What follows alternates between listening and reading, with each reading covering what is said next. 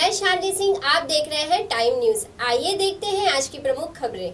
हरसिमरत ने blue star की files को जनतक करने की मांग की।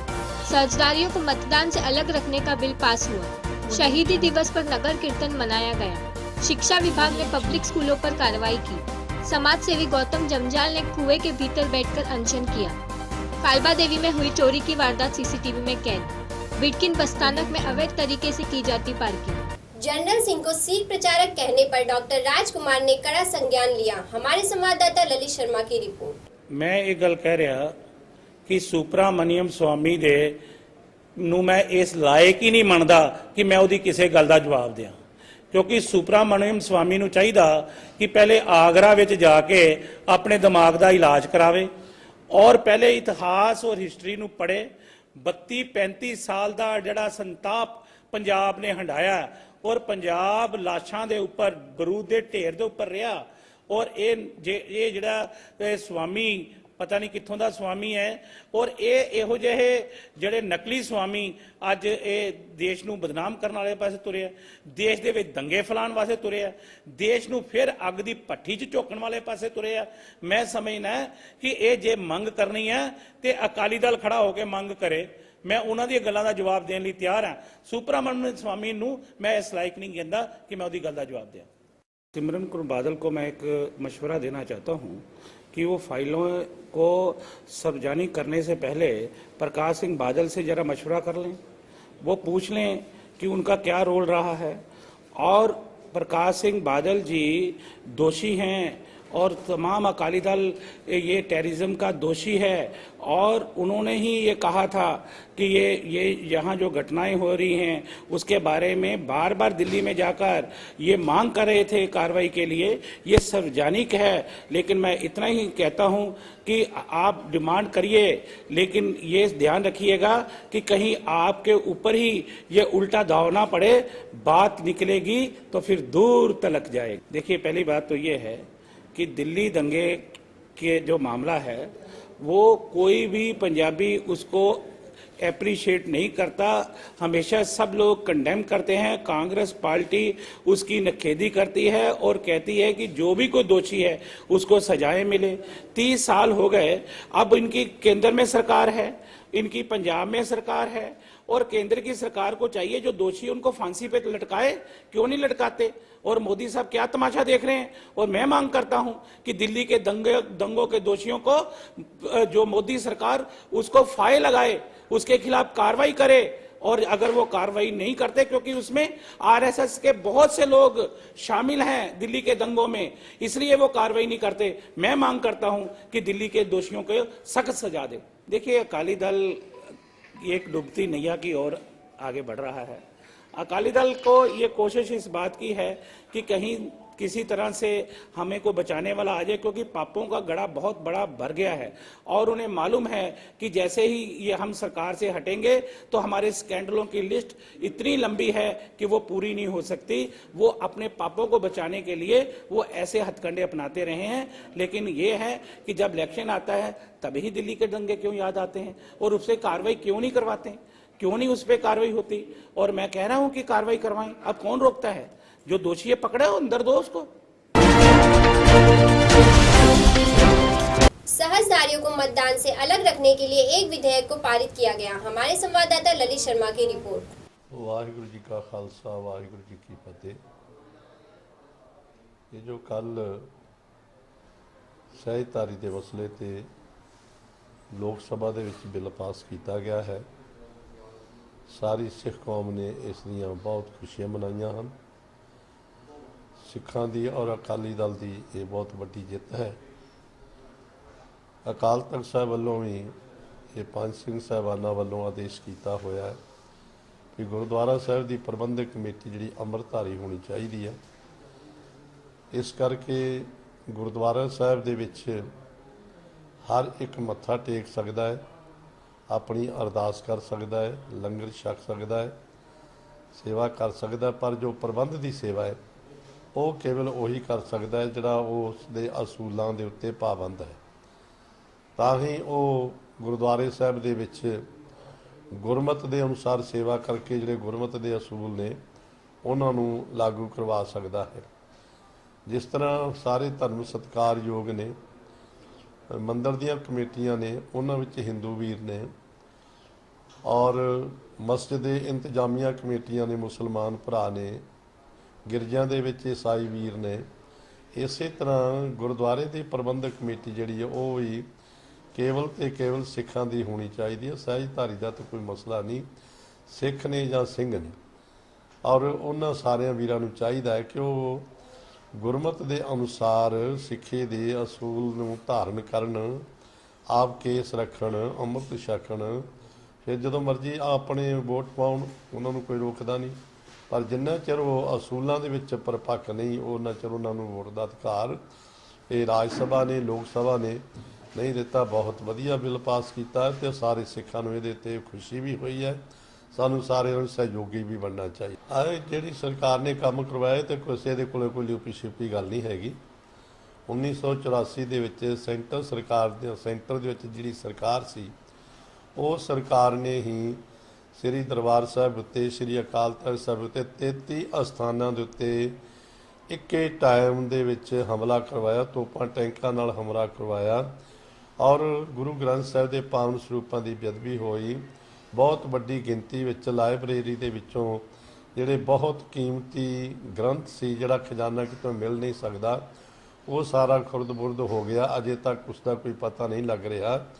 ਚਾਹੀਦਾ ਸਰਕਾਰ ਨੂੰ ਸਗੋਂ ਉਹ ਜਿਹੜਾ ਲਾਇਬ੍ਰੇਰੀ ਦੇ ਵਿੱਚੋਂ ਸਮਾਨ ਗੁੰਮ ਹੋਇਆ, ਧਾਰਮਿਕ ਗ੍ਰੰਥ ਨੇ ਜਿਹਦੇ ਵਿੱਚ ਇਤਿਹਾਸ ਦੇ ਗ੍ਰੰਥ ਨੇ, ਜਿਨ੍ਹਾਂ ਵਿੱਚੋਂ ਸਾਨੂੰ ਬਹੁਤ ਪੁਰਾਤਨ ਸਰੋਤ ਮਿਲਦੇ ਨੇ, ਉਹ ਸਿੱਖ ਕੌਮ ਦੇ ਹਵਾਲੇ ਕੀਤੇ ਜਾਣ। ਕਦੇ ਕਹਿੰਦੇ ਹੈਗੇ ਨੇ, ਕਦੇ ਕਦੇ ਨਹੀਂ ਹੈਗੇ, ਬੱਚਿਆਂ ਵਾਲੀ ਗੱਲ ਕਰਦੇ ਨੇ।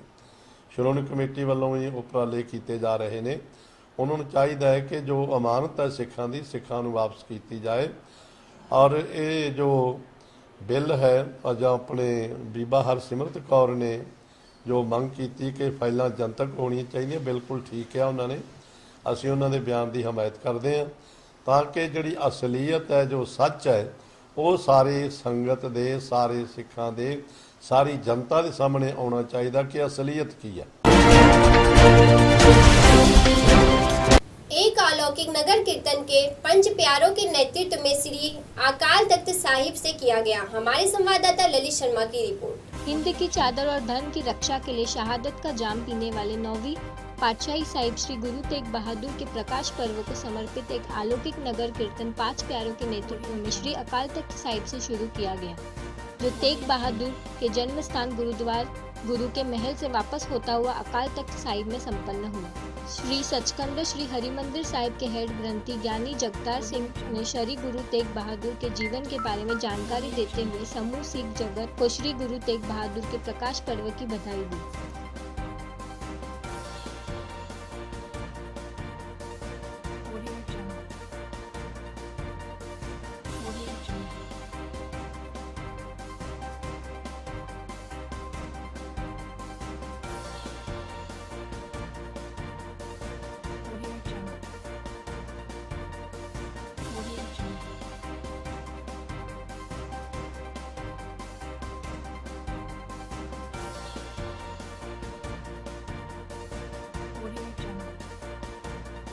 ਵਾਹਿਗੁਰੂ ਜੀ ਕਾ ਖਾਲਸਾ, ਵਾਹਿਗੁਰੂ ਜੀ ਕੀ ਫਤਿਹ।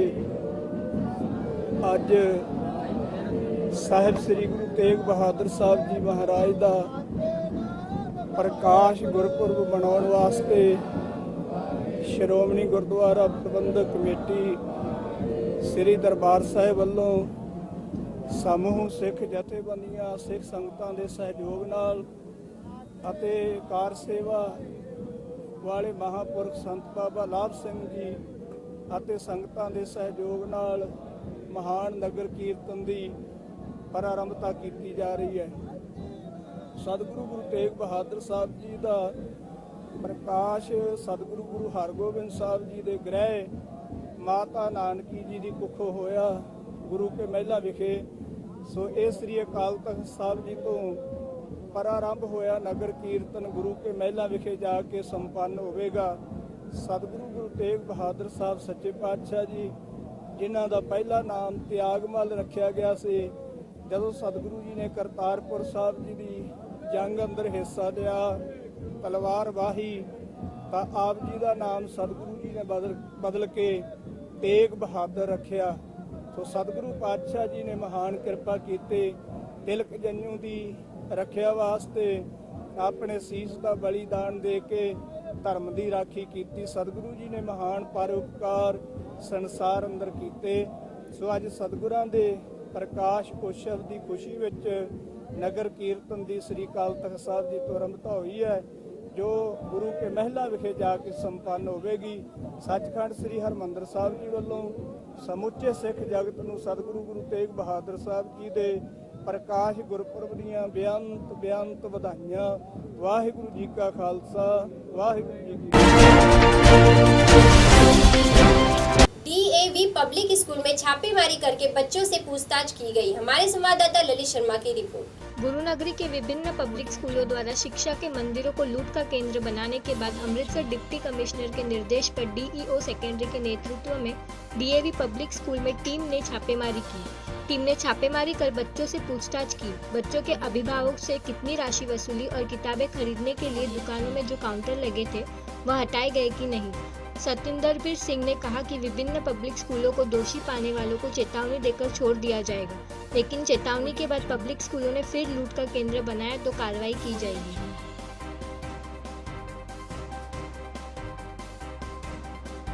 हाँ जी, मानयोग डिप्टी कमिश्नर जी वालों जो हिदायत हुई ने उस अनुसार कुछ पेरेंट्स दी शिकायत सी कि प्राइवेट स्कूल्स के वालों फीसां जिहड़ियां उन्हां दे विच बहुत सारा वाधा कर दिता गया और उन्होंने मजबूर किया जाता है कि जी स्कूल के ही बुक सैलर की शॉप है उत्थों ही बुक्स खरीदिया जान, यूनीफॉर्म भी पर्टिकुलर किसी एक दुकान तो खरीदी जाए।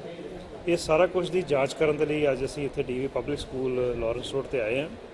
मैं जाँच शुरू की है। इस बच्चों के कोलों भी पूछा गया कि उन्होंने बुक्स वगैरह कितों खरीदिया ने या यूनीफॉर्म कितों खरीदी है।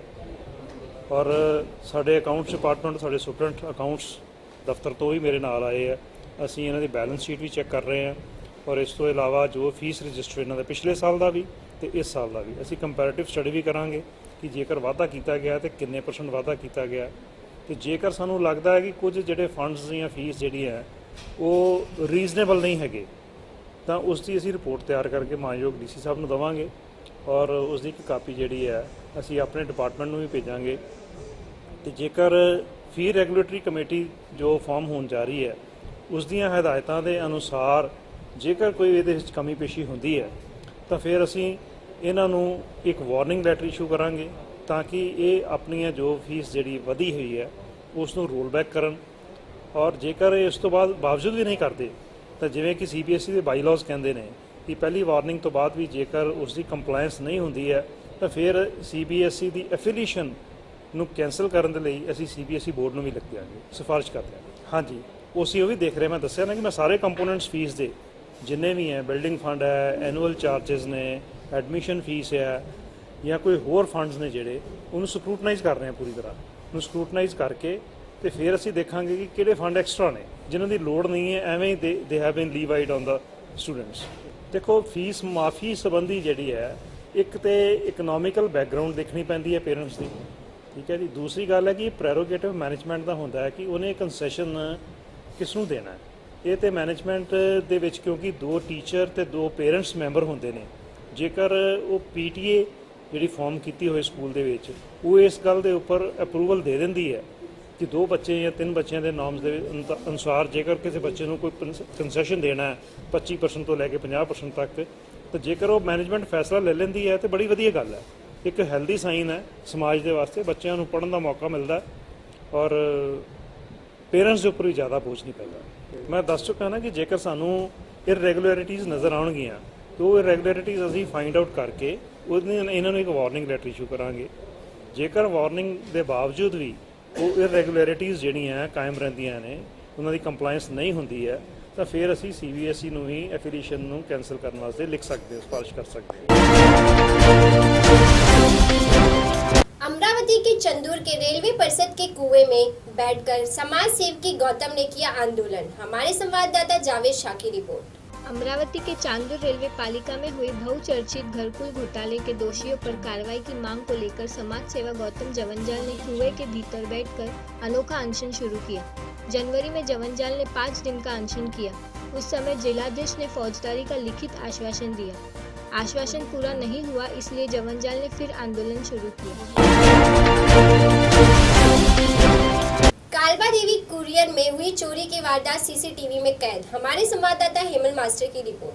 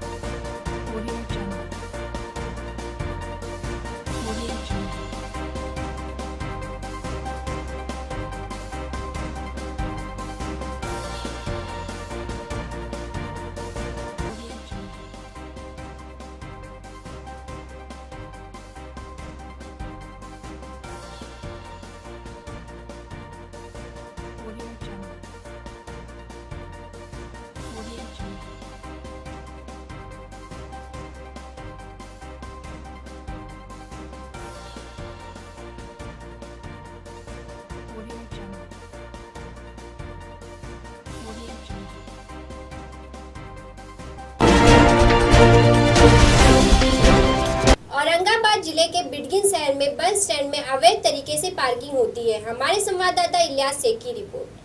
औरंगाबाद जिले के बिडकिन बस स्थानक में अवैध तरीके से पार्किंग की जाती है।